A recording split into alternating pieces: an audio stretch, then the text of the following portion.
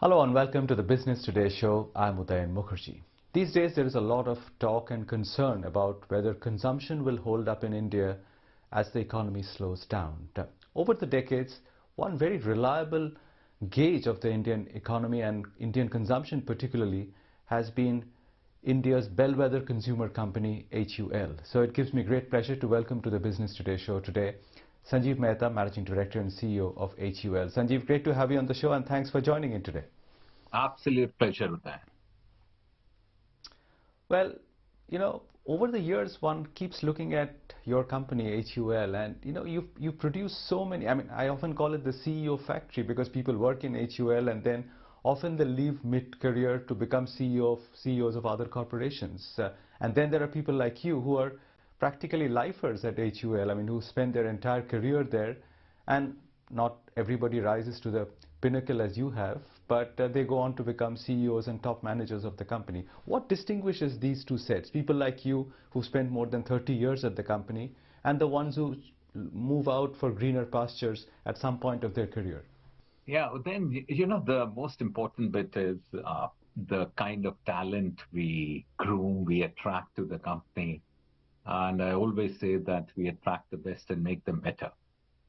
But as you grow up in the organization, it definitely becomes a pyramid. And I believe the best remain with us, but many others find other greener pastures. And from my lens, it is a service to the nation that we do. We groom talent not just for Uniliver and HUL, but we groom talent for India Inc. And so long then as our bench strength remains strong, so long as our employer brand remains very strong, and so long as we can attract the best talent, it doesn't bother me at all when some of our good people leave us and go and find attractive opportunities in other parts of India Inc. Mm. No, my question, Sanjeev, was not so much about people leaving HUL. It was about the ability of HUL to consistently produce managers of the highest quality. What is it about that organization or your organization which really sets you aside in that respect? Yeah. I think the first most important bit is our purpose and values. Yeah, that is what defines us in many ways. That leads us to great governance standards in the country. That enables us in many ways to prove that you can have the highest standard of ethics in the country and still be very successful. But I think the focus on people, at the end of the day, we do realize that a great business, great brands are built by great people. So we create an environment where people are able to blossom. We have an environment where people are able to recognize the only way to grow up in HUL is through merit.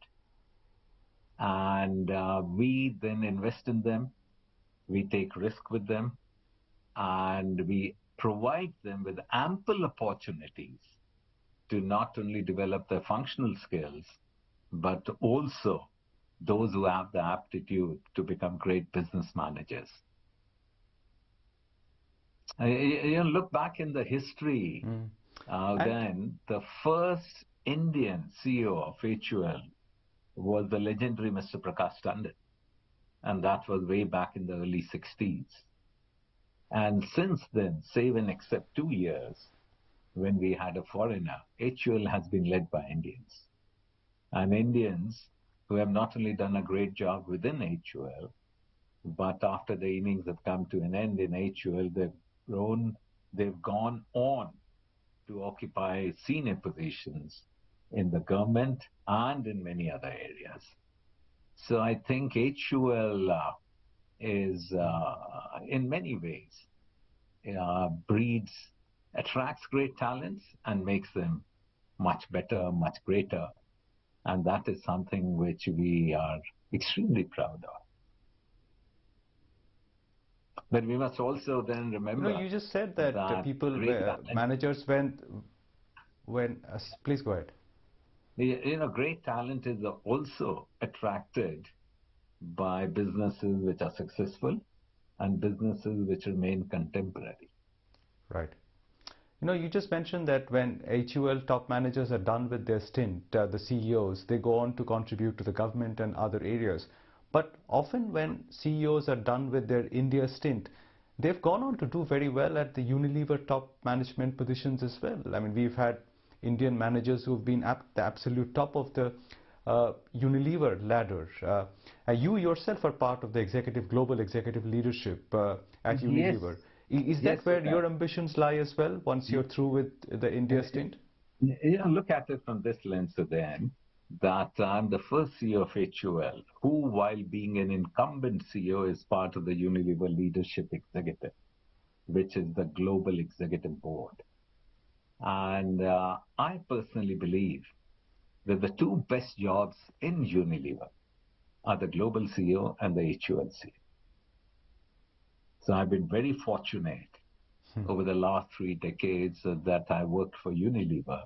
For the last 21 years, I've been a CEO in different parts of the world. And so Unilever has taken risk with me. They've given me challenges, ample challenges. When I was chairman of Bangladesh, Unilever Bangladesh, that was a period when we were having the second Gulf War, and there was a lot of angst against Western corporations.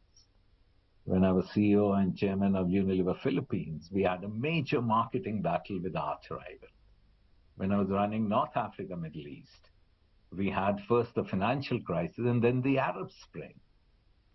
And for the last 10 years, I've been fortunate to run HUL, which is not just a crown jewel, but a crown of Unilever. So you've ticked off one box of the two that you mentioned, Sanjiv, for the HUL CEO. Is the next box the key aspiration you have, ticking off the global CEO list as well? Not really. Unilever has just appointed the global CEO, a gentleman who will succeed Alan Joe. And what I would leave a thought with you, that there are miles to go before I sleep. Okay, we'll so revisit that thought in a bit. But just take us through how India has changed in terms of Unilever's focus over the years, because now we seem to all get the impression that India, as you said, is the crown jewel in Unilever's piece. But it surely wouldn't have been the case even 15 years ago. Forget 30 years ago when you joined the company. Has India grown in stature and importance over the years, particularly the last 10 years, as part of the Unilever fold?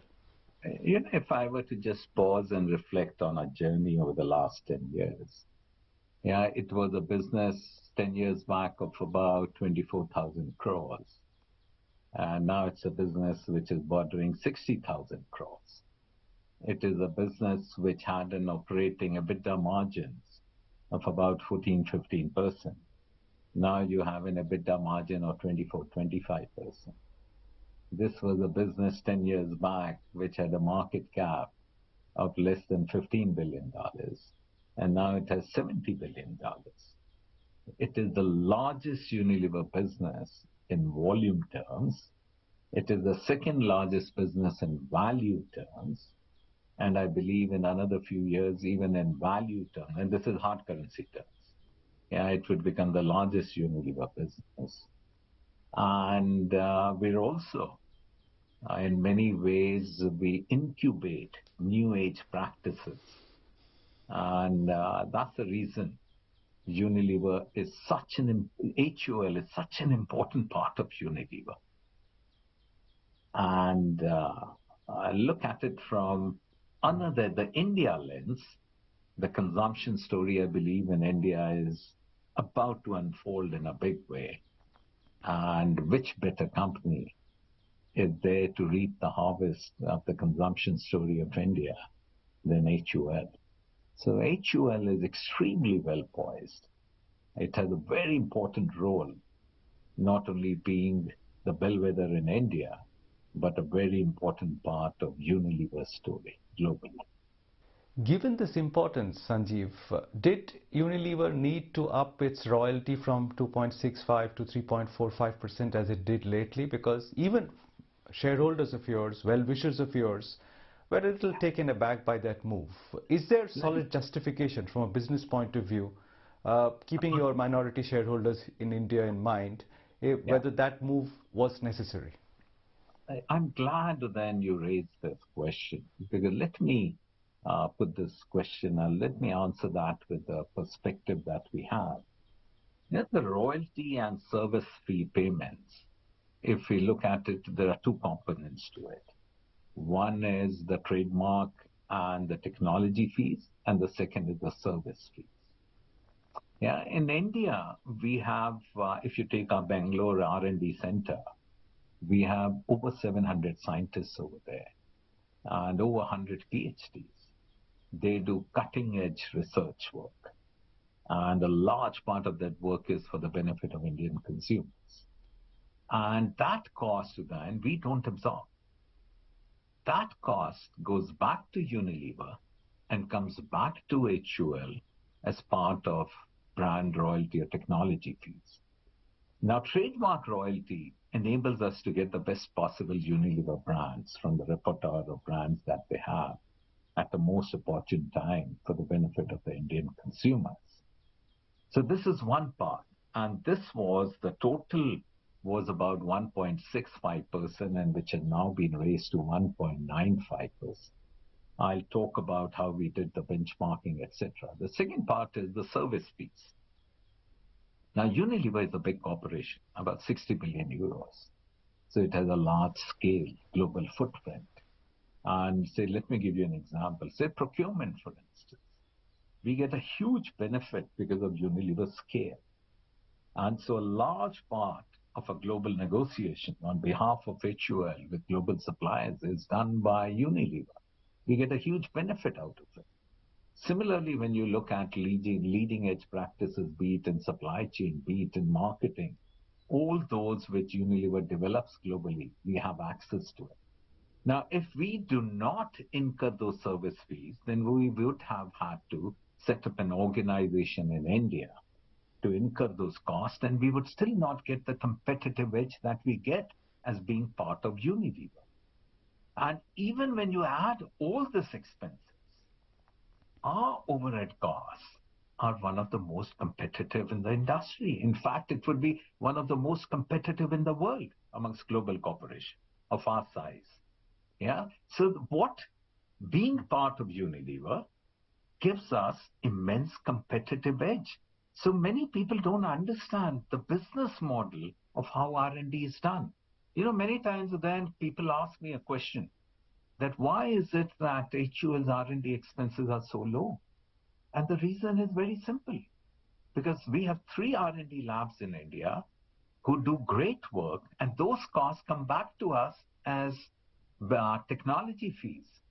Now, only when you add that up, then you will realize that the total R&D cost that we incur is comparable to the benchmark or the peer set. So what important bit is we as management do is we don't look at it just from the lens of the majority shareholder. Our job is to protect the interests of all shareholders. And what we have done is first ensure that we get value for the money spent. The second is we had a big four firm go through the due diligence to ensure that what we are talking about and the contract that we have entered into with HUL, with Unilever, is right, appropriate, and at arm's length. The third is if you look at it from a benchmarking perspective, we would be at median or lower compared to a peer set when it comes to these kind of expenses. So there are certainly expenses which allow us to win, which provide us with the capabilities that we need to win. It gives us the competitive edge. It gives us the product superiority. It enables us to bring great innovative products for the benefit of the Indian consumers. And most importantly, it enables us to win in the marketplace.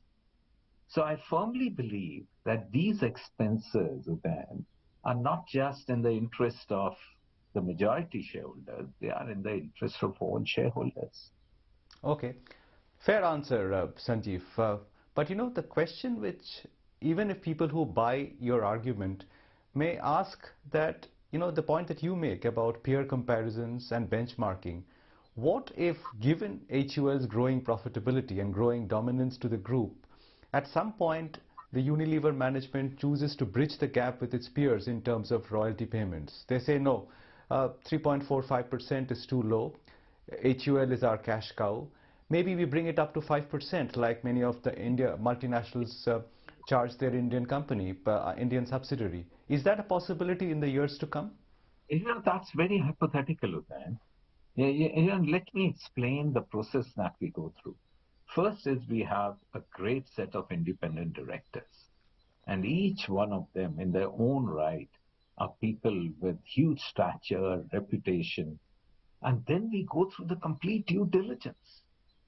Yeah, we ensure, our total, if you look at it, brand royalty and technology fees is even under the revised contract is going to be 1.95%. It's far away from 5%. Yeah, service fees is something which Unilever does on our behalf. If they don't do it, we would have had to incur that cost. So service fees is different.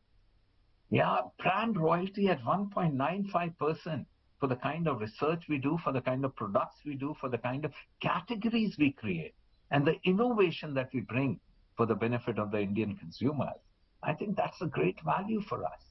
So I would not be concerned at all. The other thing then I would also tell you is that 10 years back when I'd come in, this time around the royalty increase and service fees increase is just about 80 bips spread over 3 years. Yeah. Last time it had gone up with much more. It was in the vicinity of 135 bips. Now, despite this increase, we improved the operating margin by 1,000 bips in the last 10 years. And we have strengthened our business. We have increased our market shares. And today, the business is far more stronger than what it was 10 years back.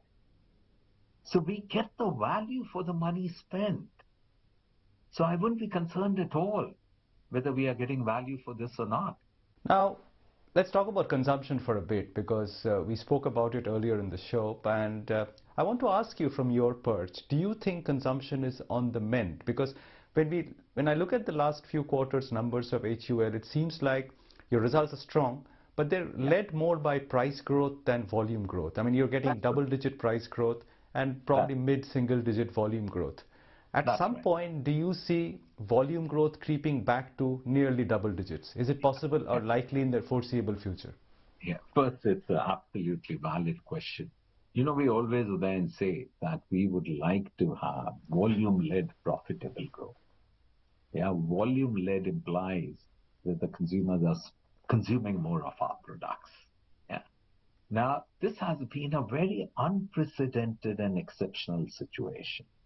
One was, of course, the COVID, but more importantly, in the last 2 years has been the unprecedented inflation that we have seen. Normally, then, the inflation would be in one or two commodities, and that is something which we take it in our stride. And if I look at our history of the last 10 years, if we have grown in the vicinity of 9-10%, about 70% of our growth has come from volume, and the balance has come from price growth. And that's the right equation. Yeah. Now, this time around, the price growth is much higher. If you look at our net material inflation, yeah, if you take all our commodities and then you look at our net material inflation, in the June quarter, it was 22%. And in the December quarter, it came down to about 18%. So we are talking about this kind of commodity price increase completely unprecedented. I've not seen this kind of increase in the last 30 years that I've been working with Unilever. Now, we have taken price increases significantly lower than the NMI, or the net material inflation.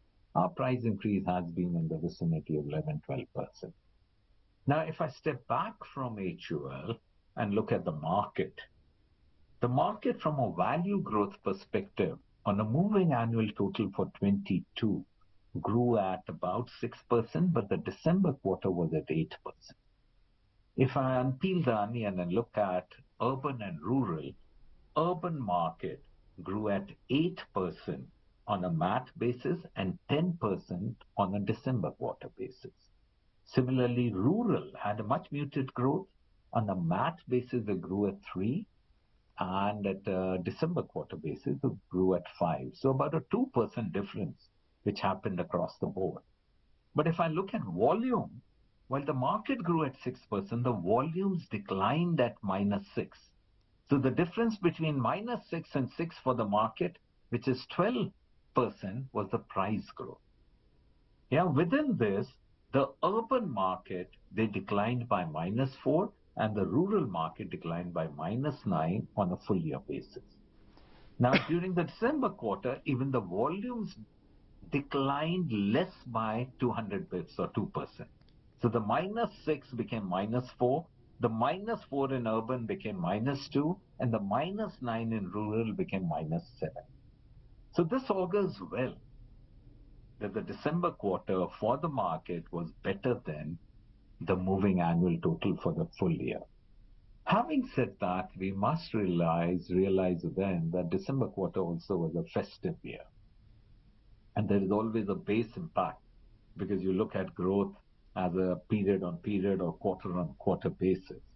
I think one would be able to come to a firm conclusion on how the markets are shaping up when we look at the March quarter and the June quarter numbers. But I believe that as the commodity prices, right now we are still at a phase where the rate of increase of commodity prices has declined. The rate of increase has declined, save and except palm oil where the prices came down. We are not still at a state where the prices have started declining. Once they start declining, then there would be a correction of the prices by most companies. We would lead it. And I would believe that is the time when the volumes would start kicking back again. So there will be a period when the headline growth will decrease because the price growth will come down. But once the commodity prices start coming down, then the companies will start passing the benefit to the consumers. Then they'll start consuming more and the volume will come back. That's how it will shape up in the next 12 to 24 months. But if you were to pause and ask me what's the consumption story mid to long term, very attractive. If India grows at 7-8%, our per capita consumption is just about $45.